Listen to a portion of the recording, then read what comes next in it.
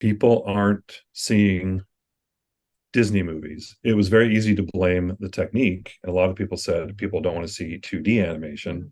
And I don't, myself and my colleagues, I don't think any of us really thought that was the issue. I think people just, for some reason, Disney animation was getting into a rut with the types of stories they were telling, and they weren't connecting to audiences. Pixar were telling these stories, uh, many of them very contemporary, uh, big concepts, like Yeah. big gettable concepts that were like, well, that's bulletproof monsters under your, in your closet, and superheroes, and what am I forgetting? But, your toys talk when you get up and talk when you Yeah. leave the room, all that stuff. And that's what we kept thinking to ourselves in the story department was, it's not the way we're making the movies, it's the types of stories we're telling. The Disney fairy tale musical thing is great, but people are looking for those bigger concepts. That's what Pixar is doing, those big universal, and again, a little more contemporary, a little more relatable, Yeah. kind of concepts. Perhaps that's our issue, is not what D we're working in. But of course, that was an easy thing to blame. So hand-drawn animation was blamed for the faltering box office, and then ultimately kind of put to bed for a while. But it was So a if weird. that's the case, I guess that like basically people just want something that's relatable, then I guess someone really could just create a 2D animated film again, as long as it's relatable.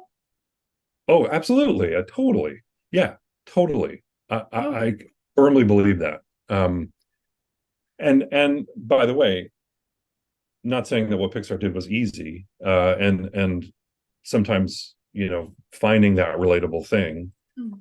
can still be a challenge. So not like it's you know like there's a book full of all the Mhm. easy concepts, and we'll pick that one that hasn't been done yet. It's still a challenge, but um, I think no matter what I still always have believed this and firmly believe this, and myself and all my colleagues really believe this, that the medium with which you tell your story doesn't matter. It's your characters, it's what you're saying, it's the connection with the audience, the humanity that you have in your story, in your characters. Can the audience recognize in these characters, even if they're monsters or even if they're crazy fantasy characters, can you still recognize the humanity that I can sit in the audience and say, I understand that character, even though I am not that character. Mhm. Um, that's really what it's all about. And no matter how you do it, whether it's stop motion, 2D, CG, motion capture, Mhm. I'm not a huge fan of it, but hey, it's still a tool that Yeah. you can you can still tell a great story with it. um that's really what matters. Cool. That's a really good point you brought up. And so I guess I'm gonna lead from, I guess, around the time of Emperor's New Groove. So I guess at that point the ruts kind of really starting to show. And I believe Emperor's New Groove had a lot of issues in the beginning, if I'm correct. Were you Yes.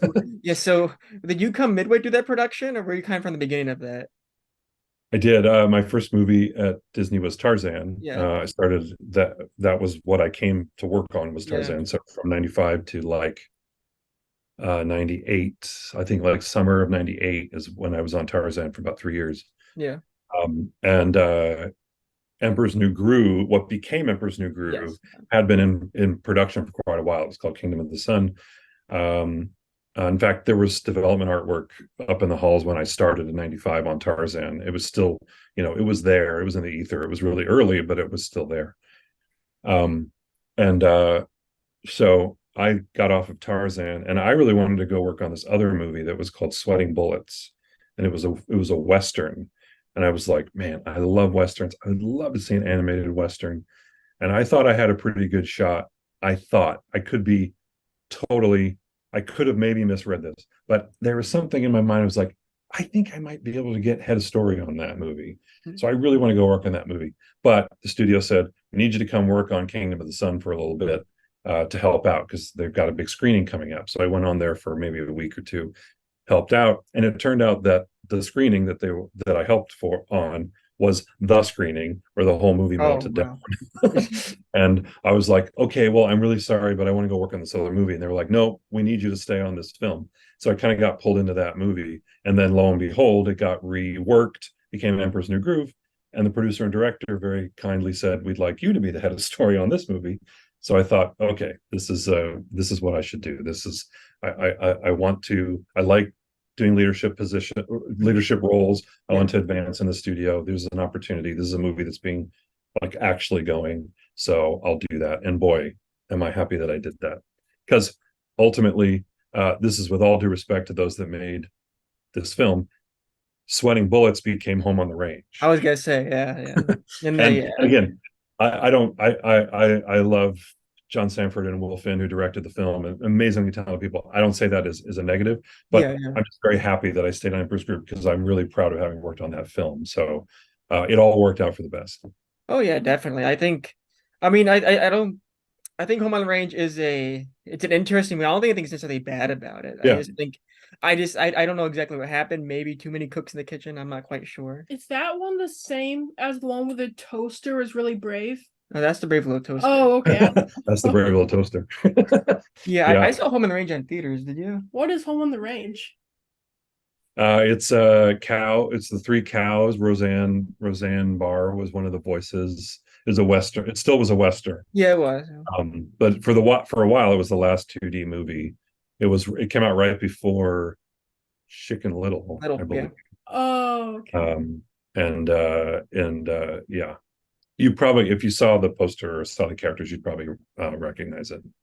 Eh, But it doesn't. Unfortunately, it's sort of buried in the studio. Kind of buries it, yeah. which they I do a wonder lot. why. Yeah.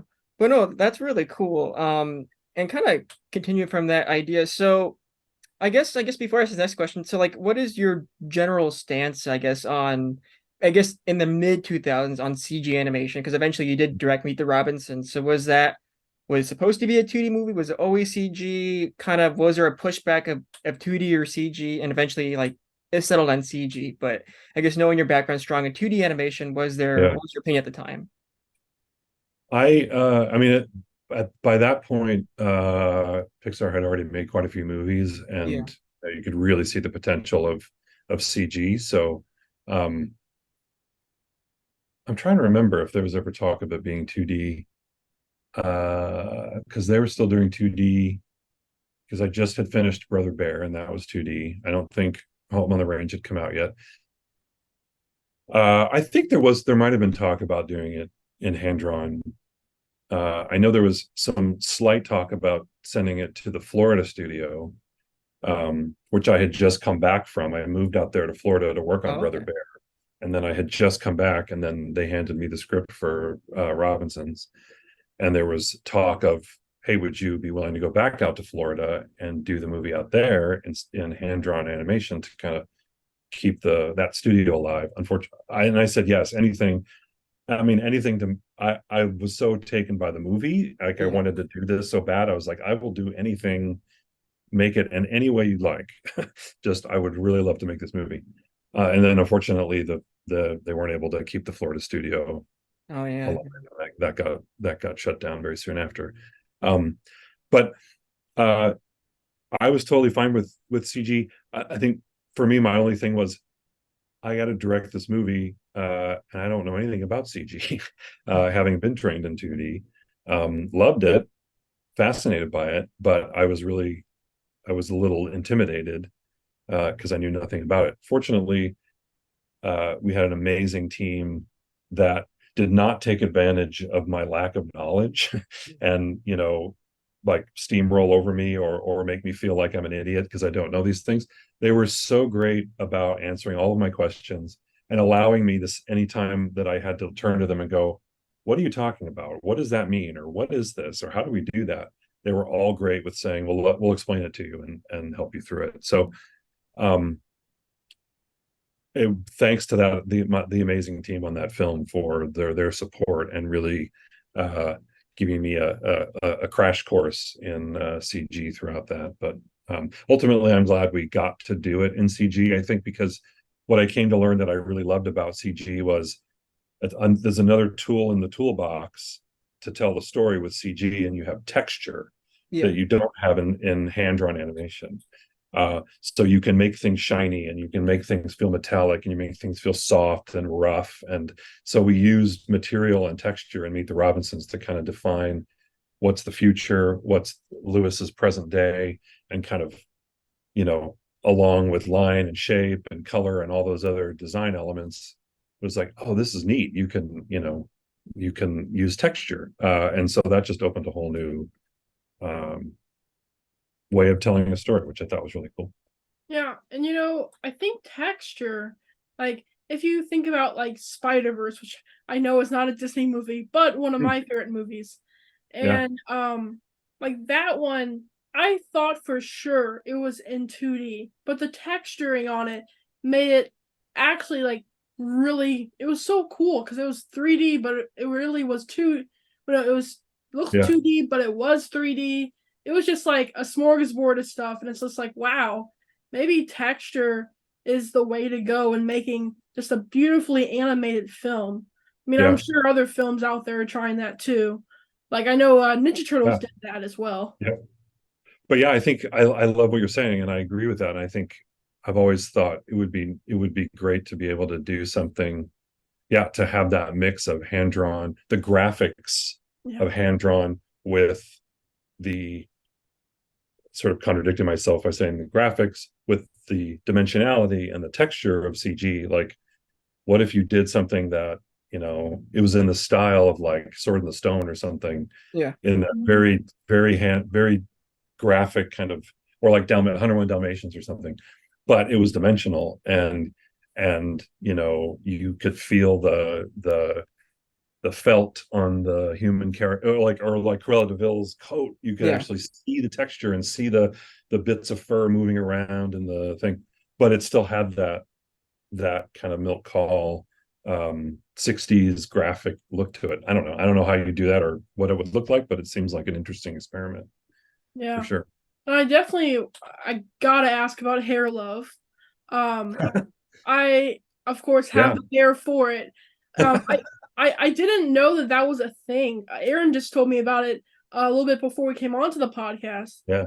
But I guess that's gonna be a new series. Like what? Like how are you gonna get the texture into hair love? Well, it's done very 2D because the show is 2D. Yeah. Yeah. It was done in Harmony, the software. And but the hair, obviously the hair was very important. All the hair in the film, getting that right was very important. And or excuse me, in the series, in the episodes.